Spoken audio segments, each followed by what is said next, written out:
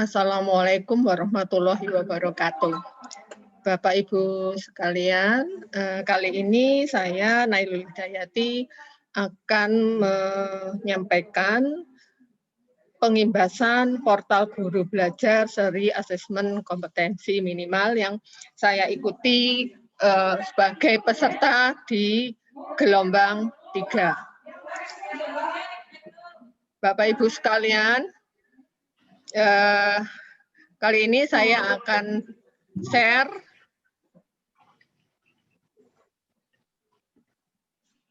PPT saya tentang AKM, apa itu AKM dan sebagainya. Oke, Bapak Ibu, kita mulai. Pengimbasan portal guru belajar seri AKM. Yang pertama yang perlu kita ketahui adalah apa itu AKM. AKM atau singkatan dari asesmen kompetisi minimal yang kalau kita artikan itu artinya adalah merupakan penilaian kompetensi mendasar yang diperlukan oleh semua murid untuk mengembangkan kapasitas diri dan berpartisipasi positif pada masyarakat. Kemudian apa yang diukur dalam AKM? Yang diukur dalam AKM yaitu ada 2, literasi membaca dan numerasi. Maaf. Berikutnya, apa itu literasi membaca? Literasi membaca adalah kemampuan untuk memahami, menggunakan, mengevaluasi, dan selanjutnya. Silakan nanti Bapak Ibu bisa membaca sendiri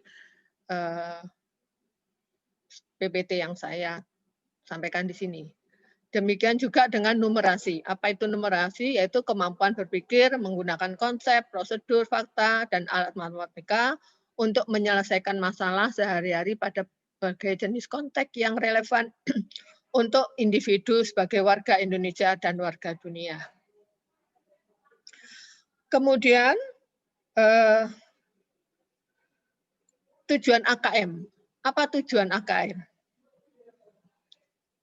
Nah, tujuan AKM seperti yang disampaikan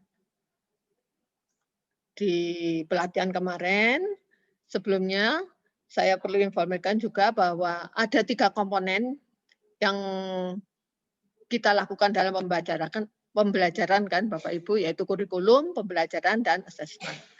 Nah, tujuan dari AKM adalah untuk mengetahui capaian murid terhadap kompetensi,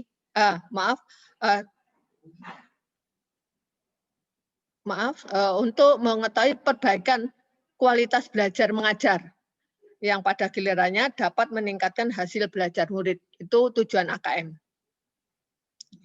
Yaitu memperbaiki kualitas belajar. Jadi bukan untuk mencapai kompetensi tertentu, untuk mendapatkan nilai, tidak. Berikutnya adalah komponen. Komponen yang digunakan dalam AKM, instrumennya apa? Nah, tadi sudah dikatakan kan ada 2 yang diukur, yaitu literasi membaca dan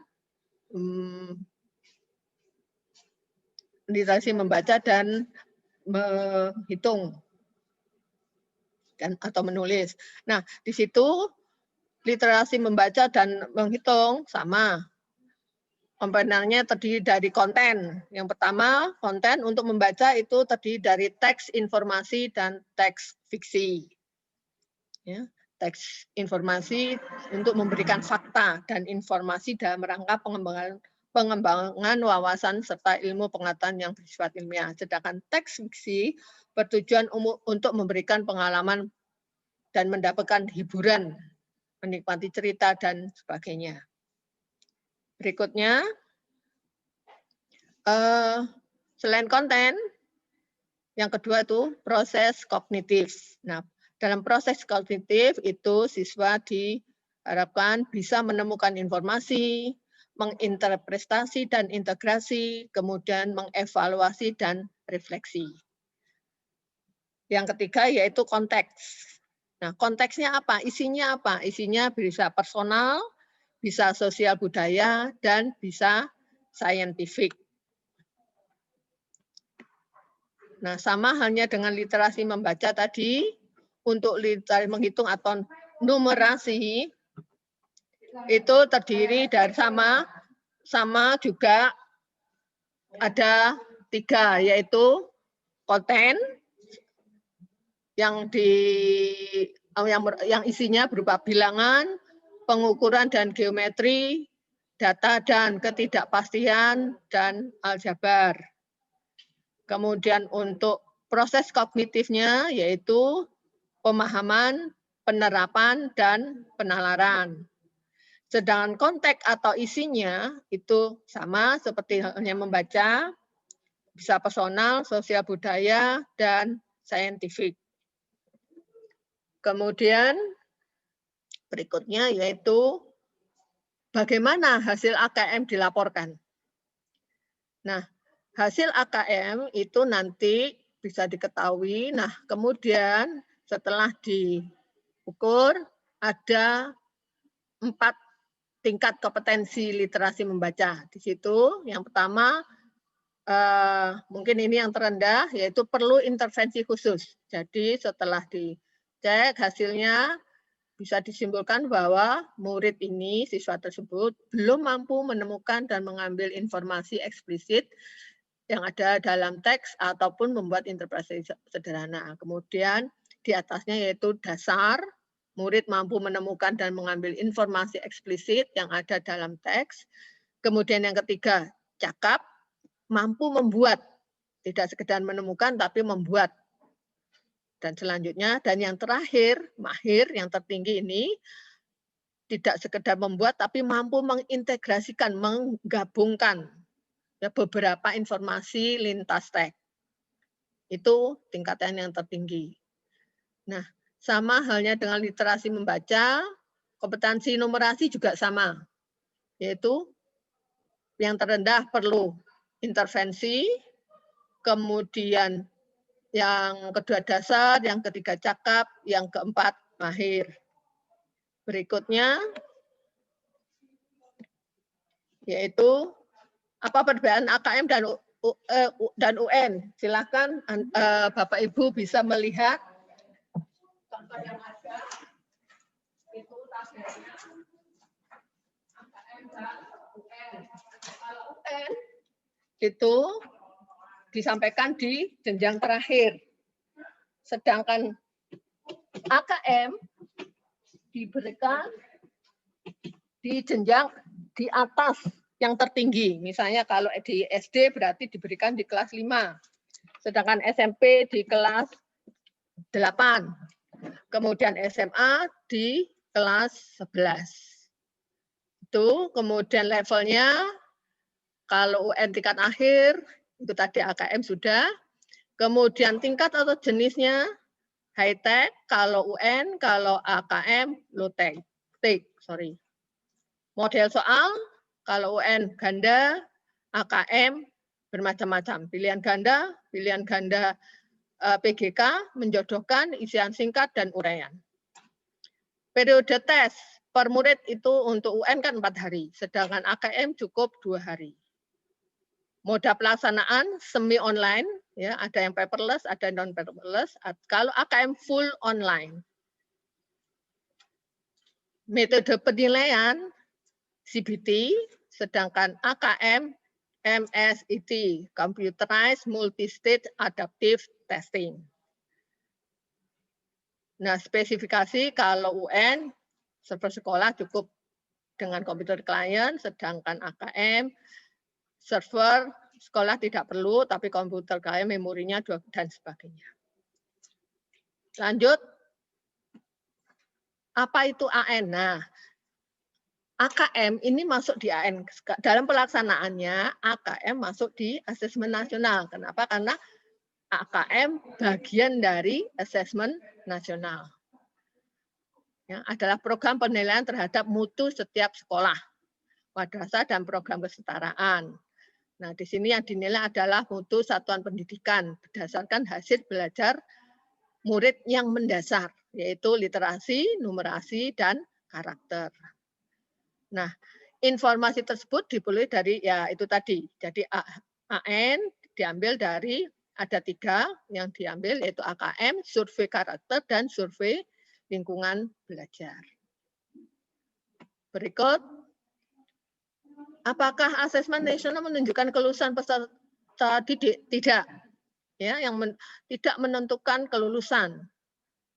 Hasil asesmen nasional atau AN diharapkan menjadi dasar dilakukan perbaikan pembelajaran. Jadi sebagai dasar perbaikan pembelajaran, ya tidak terkait dengan kelulusan peserta didik, sehingga tidak perlu kalau akan ada AKM siswa itu di training, ya di training supaya hasilnya baik, tidak. Karena ini untuk mengetahui saja mengetahui bagaimana mutu pembelajaran sehingga nanti bisa ditingkatkan.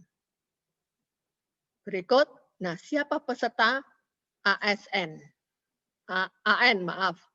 AN untuk pesertanya seperti tadi sudah disampaikan, kalau di SD atau sekolah dasar itu jenjangnya kelas 5, kalau yang menengah yang SMP kelas 8, sedangkan SMA atau SMK kelas 11. Ya, kesetaraan juga menyesuaikan, ya, itu. Kemudian AN juga diikuti oleh guru dan kepala sekolah. Nah, informasi dari peserta didik, guru, dan kepala sekolah nanti diharapkan bisa memberikan informasi yang lengkap tentang kualitas proses dan hasil belajar di setiap satuan pendidikan. Berikutnya, instrumen yang digunakan dalam AN. Ya, itu tadi sudah seperti yang saya sampaikan. Dalam AN, instrumennya ada 3, yaitu AKM itu sendiri, yang dilakukan oleh siswa, yang terdiri dari literasi dan membaca soalnya, soal untuk mengukur literasi membaca, dan literasi matematika atau numerasi menghitung. Kemudian survei karakter. Nah, survei karakter ini untuk menilai sikap, nilai, keyakinan, dan kebiasaan yang tercermin dalam karakter siswa. Ya. Survei karakter mengukur hasil belajar emosional yang mengacu pada profil pelajar Pancasila, di mana pelajar Indonesia diharapkan memiliki kompetensi global dan berperilaku sesuai dengan nilai-nilai Pancasila. Sedangkan yang ketiga, survei lingkungan belajar, ini untuk mengukur kualitas berbagai aspek input dan proses belajar mengajar di kelas maupun di tingkat sekolah. Nah, untuk KM dan survei karakter, otomatis semua sekolah ini akan melaksanakan, tetapi tidak semua siswa, ya karena ini di sampling, diambil random. Sedangkan survei lingkungan itu tidak semua sekolah. Sekolah tertentu saja yang nanti yang ditunjuk untuk pelaksanaan survei lingkungan belajar. Berikutnya, nah soal dan kisi-kisi. Soal seperti tadi sudah dijelaskan ya pada perbedaan UN dan AKM. Kalau UN seperti itu pilihan ganda full, sedangkan AKM dalam AN asesmen nasional itu ada 5 macam pilihan ganda kompleks, menjodohkan, isian singkat, dan uraian. Jumlahnya, nah untuk sekolah dasar itu 30 soal, ya, untuk masing-masing literasi membaca dan numerasi, sedangkan untuk menengah itu 36 soal. Apakah murid memperoleh soal setara dengan murid yang lainnya? AKM dilaksanakan secara adaptif, sehingga setiap murid akan menempuh soal sesuai dengan kemampuan murid itu sendiri. Jadi mungkin tidak sama soalnya untuk masing-masing siswa. Nah, waktu dan durasi pelaksanaan. Rencananya, kapan akan dilaksanakan AN atau AKM untuk siswanya, itu kalau untuk jenjang menengah, itu sekitar Maret sampai dengan pertengahan April. Sedangkan sekolah dasar itu rencananya pada bulan Agustus 2021. Berapa lama waktunya? Selama 2 hari. Masing-masing hari pertama untuk literasi membaca dan survei karakter, sedangkan hari kedua untuk asesmen numerasi dan survei lingkungan belajar. Terakhir, alokasi waktu sesi asesmen maupun survei berbeda untuk murid kelas 5 dengan murid kelas 8 dan 11. Seperti yang saya tunjukkan dalam tabel, alokasi waktu asesmen dapat dilihat pada tabel berikut. Jadi itu untuk hari pertama sekolah dasar itu waktunya tes literasi 75 menit, survei karakter 20 menit. Sedangkan untuk menengah tes literasi 90, survei karakternya 30 menit. Sedangkan hari yang kedua sama, yaitu numerasi 75 menit, survei lingkungan 20 menit.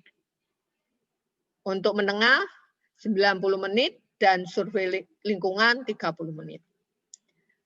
Demikian Bapak Ibu yang bisa saya sampaikan. Saya akhiri informasi yang bisa saya berikan. Ada kurang lebihnya mohon maaf. Nah, barangkali ada pertanyaan dari peserta di sini. Silahkan, baik tertulis maupun tidak. Saya akan coba jawab, tapi kalau tidak ada, ya mungkin akan saya akhiri. Terima kasih. Bapak Ibu, silahkan mungkin ada yang mau bertanya.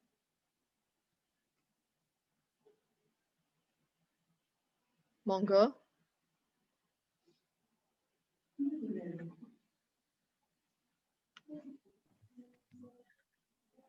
Ya, Assalamualaikum warahmatullahi wabarakatuh, Bu. Iya.